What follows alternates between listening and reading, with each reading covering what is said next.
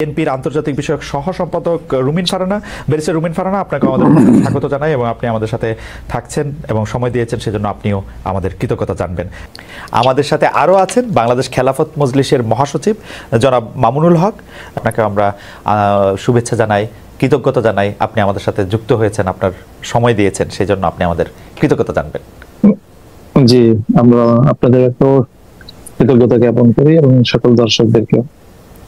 আমি একটু জনাব মামুনুল হকের কাছে প্রথমে যেতে চাই আপনার অনুমতি নিয়ে। তো আপনাকে কোট করেই আমরা একটি প্রশ্ন জনাব মামুনুল হককে করতে চাই। আমরা গত 3 মাসে কিন্তু আরো কিছু ঘটনা খবর পেয়েছি যেখানে রাস্তায় চলাচলরত নারীরা আক্রান্ত হয়েছেন, পোশাক নিয়ে নারীদের কটূক্তি করা হয়েছে বা হচ্ছে। এসব ঘটনায় আপনাদের ক্ষেত্রে আপনাদের সমর্থন কি আছে? অনেক ক্ষেত্রে তৌহিদি জনতার কথা বলা হয়েছে। আমি একটু শেষ করি, আমরা এটা শেষ করি। তো অনেক ক্ষেত্রে তৌহিদি জনতার কথা বলা হচ্ছে। এই তৌহিদি জনতা আসলে কারা, তাদের আপনি চেনেন কিনা, জানেন কিনা? জনাব মামুনুল হক। আপনাকে অসংখ্য অসংখ্য ধন্যবাদ খালেদ ভাই। আমি মনে করি যারা একজন নারীর বিতর্কের উত্তরে পাল্টা তর্ক দিতে জানে না, যারা সেই নারীর ব্যক্তিগত জীবন, তার সাজ পোশাক নিয়ে আলোচনায় বেশি সময় ব্যয় করে এবং মনে করে ওটাই আক্রমণের কায়দা। আজকে সম্মানিত অতিথি যে কথাগুলো বললেন, সেই কথাগুলো সমাজের খুবই একেবারে বিচ্ছিন্ন কিছু ঘটনা। আর এর বিপরীত দিকে আমরা এই দেশে এই মানে প্রকৃত অর্থে যারা প্র্যাকটিসিং মুসলিম, আমরা আমাদের বেশভূষায় এবং লেবাস পোশাকে আমরা যে কতটা এখানে নানাভাবে বৈষম্যের শিকার, হেনস্থার শিকার, তার খুব কম দৃষ্টান্তই আপনারা মিডিয়াতেও আনেন। আর আপনাদের এই সাধারণ যেই যারা মহলে চলাফেরা করেন, আপনাদের খুব কম আমার মনে হয় এটা জানাশোনা আছে। এই যে কালী পূজার যে দৃষ্টান্ত উনি আনলেন, আমি যদি এর বিপরীতে দৃষ্টান্ত আনি যে বাংলাদেশের বুয়েটের মতো একটা শিক্ষা প্রতিষ্ঠানে, সেখানে সব ধরনের গান বাদ্য ইত্যাদির অনুষ্ঠানগুলো দেদারসে হচ্ছে, কখনোই সেখানে এটা নিয়ে কখনো কোনো সময় পারমিশনের ক্ষেত্রে কোনো বিধিনিষেধ হচ্ছে না, অথচ তারা একটা কোরআনের তাফসিরের আলোচনা করতে গিয়ে অনুমতি চেয়েছিলেন। রাসূল সাল্লাল্লাহু আলাইহি ওয়াসাল্লামের জীবনী আলোচনার মতো খুব একটা সাধারণ মানের ধর্মীয় অনুষ্ঠান আয়োজন করা পারমিশন চেয়েও বুয়েটের কর্তৃপক্ষের কাছ থেকে সেই অনুমোদনটা পাননি। এটা সকল মিডিয়াতে এসেছে। ঢাকা বিশ্ববিদ্যালয়ের কথা যদি বলি, এই ঢাকা বিশ্ববিদ্যালয়ে আপনারা কত বছর, কত যুগ পর্যন্ত ইসলামের নামে কোনো ছাত্র সংগঠনকে আপনারা একটা প্রোগ্রাম করতে দেয় নাই, অথচ সেখানে অন্য সব ধরনের ছাত্র সংগঠনগুলো তারা কার্যক্রম পরিচালনা করছে। কমিউনিজমের মতাদর্শের যারা, তারা করতে পারবে, অন্যান্য তারা করতে পারবে, শুধু ইসলামী ছাত্র সংগঠনের নাম নেওয়া হলেই ঢাকা বিশ্ববিদ্যালয় তাদেরকে অচ্ছুত হিসেবে সাব্যস্ত করে রাখা হয়েছিল। এই বিষয়ে তো কোনোদিন ওনারা কথা বলেন। জনাব মামুনুল হক, একটু জানতে চাইছি যে ইসলামের নাম নিয়ে কোনো প্রোগ্রাম ঢাকা বিশ্ববিদ্যালয় হয় না, কিন্তু অন্য কোনো ধর্মীয় আলোচনার বা কোনো এরকম কোনো প্রোগ্রাম কি হয়েছে? মানে আসলে তো ইসলামের নিয়ে অনেক ধরনের প্রোগ্রাম ঢাকা বিশ্ববিদ্যালয়ে হয়েছে, সেটা আমিও জানি, ইসলামের নিয়ে অনেক কিছু হয়েছে। ব্যাপকভাবে দেখেন, প্রায় প্রতিটি হলেই খুব সুন্দরভাবে সেখানে হিন্দু ধর্মাবলম্বী সংখ্যা কত সেটারও কোনো হিসাব করা হয় না। তাদেরকে নির্বিঘ্নে হলের মধ্যে জাঁকজমকপূর্ণভাবে তারা পূজার আয়োজন করছে। আমি জনাব মামুনুল হক ঢাকা বিশ্ববিদ্যালয়ের ব্যাপারটা একটু বলি। আমি একটু ঢাকা বিশ্ববিদ্যালয়ে তখন সেখানে অনুমোদন পাওয়া যায়। আমি ঢাকা বিশ্ববিদ্যালয়ের কথাটা একটু বলি। ঢাকা বিশ্ববিদ্যালয়ে আরবি, ইসলামের ইতিহাস ও সংস্কৃতি, ইসলামিক স্টাডিজ যেটা ইসলামী শিক্ষা সহ, ফার্সি সহ এবং আরো বেশ কিছু জায়গায় নিয়মিত এই ডিপার্টমেন্টগুলিতে নিয়মিত কোরআনের তাফসির, কোরআনের গল্প, কোরআনের থেকে বিভিন্ন উদাহরণ, হাদিসের বিভিন্ন রকম কথা, এগুলি নিয়ে নিয়মিত সেমিনারের আয়োজন করা হয়। নিয়মিত কিন্তু এগুলি করা হয় একাডেমিক কার্যক্রমের অংশ হিসেবে, এবং সেইটা শুধু একাডেমিক কার্যক্রমের অংশ হিসেবে না, মানে সেইটা যে সিনেট হল এর মধ্যেও অনেক সময় সেটা হয়ে আসছে, হবে, মানে সেটাতে কোনো, কিন্তু আপনি বলছেন যে এটা হয় না। আমরা ঢাকা বিশ্ববিদ্যালয়ের আমি ঢাকা বিশ্ববিদ্যালয়ের একজন অধ্যাপককে জানতে চাই, ঢাকা বিশ্ববিদ্যালয়ের অধ্যাপকরা একজন বলতে চাই, ঠিক একইভাবে যে কালী পূজার যে ঘটনা ম্যাডাম বললেন, সেটাও অবশ্যই ঘটনা সম্পর্কে তো আমরা বিস্তারিত জানি না, হয়তো কোনো ছাত্র বিচ্ছিন্ন হবে সেই ধরনের কিছু করে থাকতে পারে।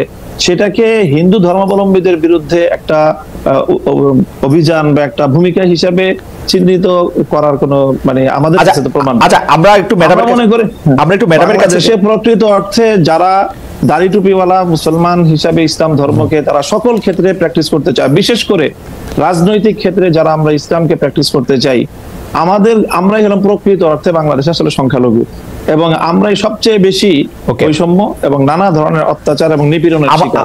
এবং আমাদের এই নিপীড়নের বিরুদ্ধে কখনোই সমাজের এই যে সাধারণ শিক্ষা ব্যবস্থার যারা শিক্ষক মহোদয় আছেন বা অন্যান্য আপনাদেরও খুব একটা সোচ্চার কখনো আমরা পাই। আচ্ছা, আমরা এটা অধ্যাপক মাহবুবকে জানতে চাইবো। আমি একটু আপনার কাছ থেকে এটা জানতে চাই যে ধরেন বাংলাদেশে আপনি যে ধরনের রাষ্ট্র ব্যবস্থা কায়েম করতে চাচ্ছেন, ধরেন যে খিলাফা, সেই খিলাফা আসলো, তাহলে কি আপনারা এই যে ধরেন কালী পূজার কথা বলা হলো সেগুলি বন্ধ করে দিবেন? যে না, রমনায় বা বন্ধ হবে কেন, সেগুলি করতে দিবেন? সেগুলি করতে দিবেন। প্রত্যেক ধর্মাবলম্বীর যার যার ধর্মীয় রীতি অনুযায়ী তার সে ধর্মীয় স্বাধীনতা ভোগ করবে, তার জানমালের নিরাপত্তার যে বিষয়গুলো আছে, ইসলামী রাষ্ট্র ব্যবস্থা, ইসলামী রাজনৈতিক যে বন্দোবস্ত, সেখানে অন্য ধর্মাবলম্বীদের ধর্ম পালনের শুধু স্বাধীনতা নয় বরং নিরাপত্তা নিশ্চিত করা হয়েছে, এবং সেই নিরাপত্তা অবশ্যই বাস্তবায়ন করা হবে। তাদেরকে কি জিজিয়া কর দিতে হবে?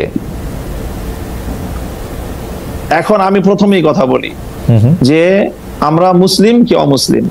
যদি আমি মুসলিম হয়ে থাকি তাহলে আমাকে অবশ্যই কোরআনের প্রত্যেকটা আইনকে বিশ্বাস করতে হবে, মানতে হবে। আমরা আপনাদের কাছে পাল্টা প্রশ্ন করি, খালেদ মহিউদ্দিন সাহেবকে এবং আজকে আমার অতিথিকে, যে আমরা এজ এ মুসলিম আমরা কোরআনের প্রত্যেকটা বিধানকে শ্রদ্ধা করি কিনা, এবং প্রত্যেকটা বিধান আল্লাহর পক্ষ থেকে প্রদত্ত সেই হিসাবে আমি বিশ্বাস এবং মানি কিনা, সেটা বলেন আপনি। আচ্ছা, আমি প্রশ্ন উত্তর দিচ্ছি, আপা নিশ্চয়ই আমার থেকে দিবেন, আপা উত্তর দিবেন। আমি শুধু প্রশ্নটা করি যে আমরা কি কোরআনের বিধানটার প্রতি শ্রদ্ধা করি কেবলমাত্র আমি মুসলমান সেইটা বড় হওয়ার জন্য, নাকি আপা আরেকটা কথা বিভিন্ন জায়গায় বলে থাকেন, আমার হারাম হালাল জ্ঞান, আমার ঘুষ সুদ জ্ঞান, আমার অন্যায় অত্যাচার জ্ঞান, আমার বিভিন্নভাবে বিভিন্ন মানুষের যেটাকে আমানতরে খেয়ানত করার জ্ঞান, সেটাও আমরা মানি। আমি তো দেখি বাংলাদেশে বাংলাদেশ 90 ভাগ মুসলমানের দেশ, আমি দেখি 90 ভাগ মুসলমানের মধ্যে 90 ভাগ ধর্মীয় সেই বিশ্বাসটাকে আপনি প্র্যাকটিস করার বিষয়। যদি আপনি ধর্মীয় যে বিশ্বাস সেটাকে যদি আপনি অ্যাকসেপ্ট করেন, দেন তখন আপনি মুমিন না, আমি এবং যদি আপনি সেটাকে প্র্যাকটিস করেন তারপর আপনি সে ভালো আমল হলো আপনার উন্নত মুসলিম হলেন। জনাব মামুনুল হকের কাছে প্রশ্ন রেখেছিলাম যে ইসলামের দৃষ্টিতে আসলে কোনটা বেশি গুরুত্বপূর্ণ, বাহ্যিক বাহ্যিকভাবে তার পোশাক আশাকের পাশাপাশি ঘুষ দুর্নীতি সুদকে আমরা আসলে বর্জন করছি কিনা, যেগুলিকে আমরা আসলে ফান্ডামেন্টাল ধরে আসছি, সেটা ক্ষেত্রে আপনার কি মতামত। এবং সোশ্যাল মিডিয়ায় যাদেরকে আমরা ইসলামী বক্তা বলে থাকি, তাদের কিছু বক্তব্য এরকম তুলনা করা হচ্ছে যারা একসময় ক্ষুদ্র ঋণ নিয়ে সুদ নিয়ে ডক্টর মোহাম্মদ ইউনূসের সমালোচনা করেছিলেন, তারা আবার তার প্রশংসা করছেন। বক্তাদের একটি অংশ কি বাতাস বুঝে বক্তব্য দিচ্ছেন কিনা, এবং আপনারা যে ইসলামকে, যেটিকে আসলে পলিটিক্যাল ইসলাম বেশি করে বলা হচ্ছে, যেটা এবং যেই কারণে বাংলাদেশে ইসলামী দলগুলির মধ্যে অনেক বিভাজন দেখা যাচ্ছে, মানে কেউ হয়তো ইসলাম বিশ্বাস করছেন এবং জোর দিয়ে বলছেন যে জনাব মামুনুল হক যেগুলি বলছেন সেগুলি ইসলাম না, আরেকজন বলছেন যে ওইটা যারা বলছেন তারা কাফের। ওই পুরো ব্যাপারটা ধরে যদি একটু আলোচনা করেন যে আসলে কোনটা বেশি গুরুত্বপূর্ণ, কোনটাকে আমরা ফান্ডামেন্টাল ধরবো, জনাব মামুনুল হক। আসলে অনেকগুলো মানে এখন বিষয় আমার সামনে আলোচনার জন্য, সময় কতটুকু পাবো আমি জানি না। মিসেস মাহবুব সাহেব তো উনি বললেন যে ওনাকে মনে হয় সময় কম দেয়া হচ্ছে। আমি আসলে শুরুতেই বলেছিলাম যে আসলে বিতর্কের আলোকে আমি কথাগুলো বলতে চাইনি। প্রথম যে প্রসঙ্গটা আপনারা দুজনই আলোচনার মধ্যে আনলেন, আমি ঢাকা বিশ্ববিদ্যালয় সহ আমাদের বুয়েটের ক্যাম্পাস যেই স্পেসিফিক যেই কথাটা আমি বলেছি, আপনারা খবর নিয়ে দেখেন, গত 1 মাসের ব্যবধানের ঘটনা।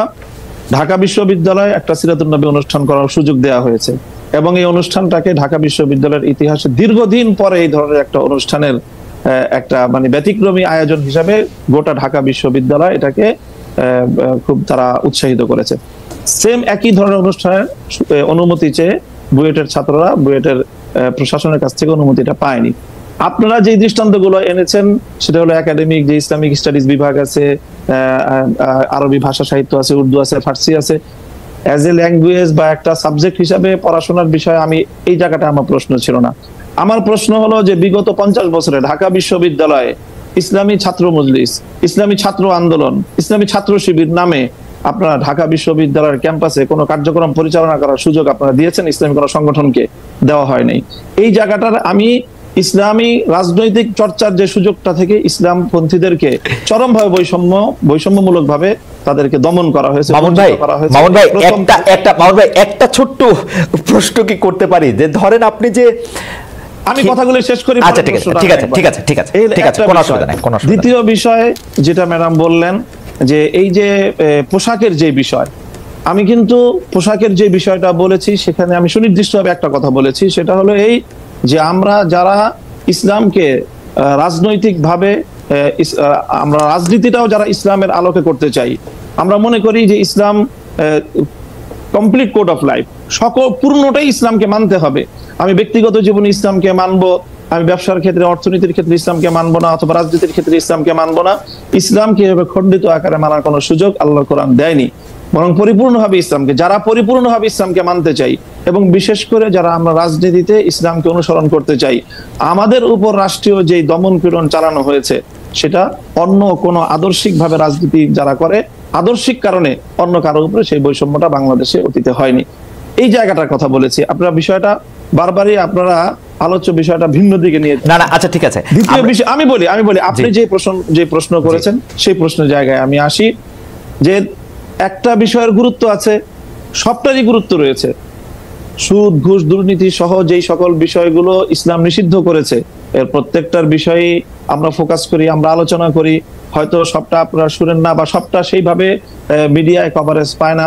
মিডিয়ায় কভারেজ পায় সাধারণত চলমান ইস্যুগুলো এবং যে বিষয়গুলোকে রাজনীতির সাথে সংশ্লিষ্ট সেই বিষয়গুলো গুরুত্ব পায় বা সেই বিষয়গুলো হয়তো অনেকটা ফোকাস হয়, কিন্তু সবটা বিষয় একই।